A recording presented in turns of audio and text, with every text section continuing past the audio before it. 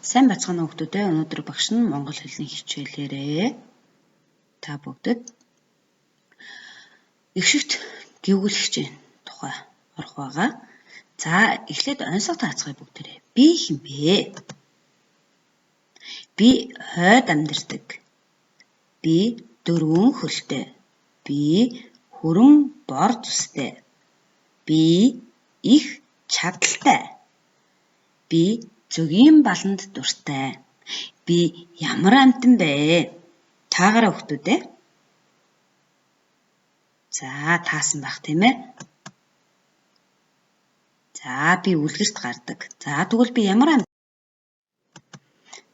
За мэдээж баавга тийм ээ. За өнөөдрийн хичээлийн зорилго маань их дээр ажиллах чадварыг сайжруулах, ангилах чадварт суралцах, алдааг олж сурах, эхийг богино хугацаанд гүйлгэн унших хэрэгтэй.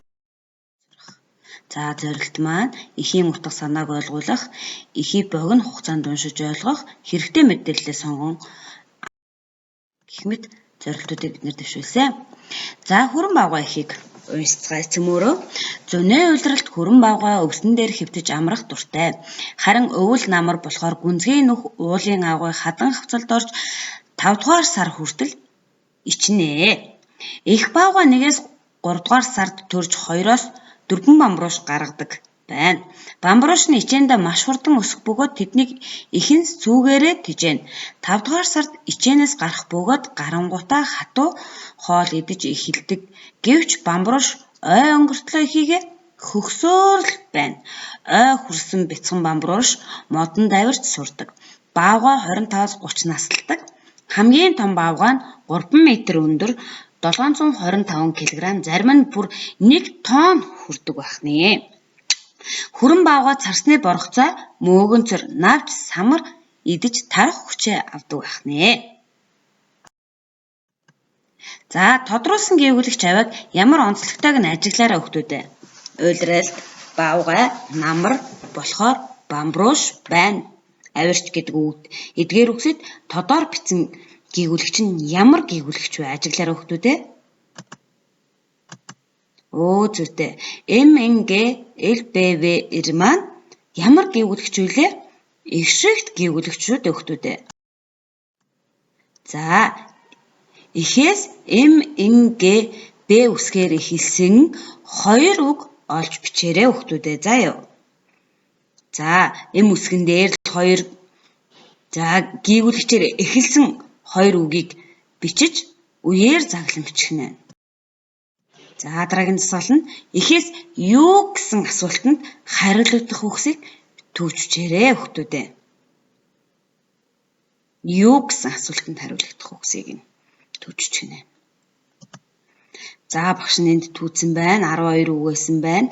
За өөрийнхөө түүсэн үгсийг багшийнхтайгаа тулгаарай.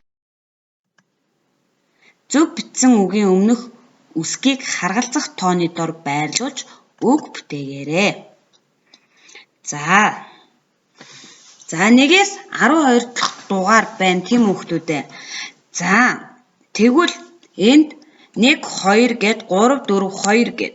Тэгвэл энэ маань ижил үсэг гэсэн үг. За энд жишээ нь 8 8. Энд дахиад 8 байна. За энэ маань ижил үсэг, ижил тоо ижил үсэг гэсэн үг шүү хүүхдүүдээ.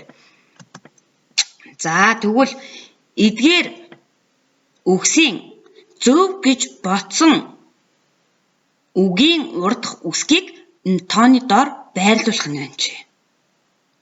Тэгвэл үг үүсгэх нь байна. Ямар үг үүссэн бэ? Зургийн дараагаад багштай бичээд илгээе. За шүлгийг уншаад дэвтэртээ маш сайхан бичээд цээжлээрээ. За дараах үгийн сүлжээг бүглэе бүгдээрээ.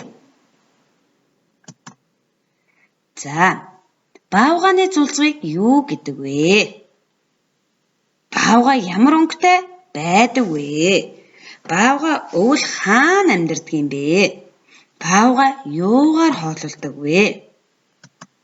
За баавга маань баавганы зулцгийг бамбрууш, баавга хүрэн өнгөтэй байдаг, баавга өвөл ичнэ, баавга борогцоогоор хоолдог байх нэ.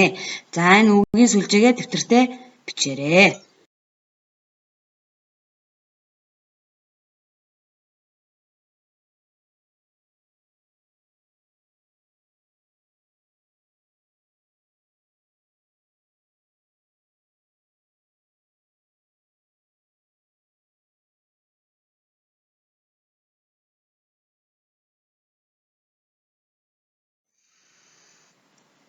За үгийн утгын тайлбар. Ичих гэдэг маань амьтад ичээндээ орох. Ичих гэдэг нь хүнээс ичиж зовхыг хэлдэг юм байна. За дараах үеүү дээр үг бүтээж өгүүлбэр болгон бичиж багштай илгээе. За гэрийн даалгаварт баавгай сэдвэрээ их зохиож багштай илгээгээрэй. За өнөөдрийн монгол хичээлээ эхнээс нь сайхан тэмдэглэл хөтлөөд багштай зургийн дарж илгээгээрэй.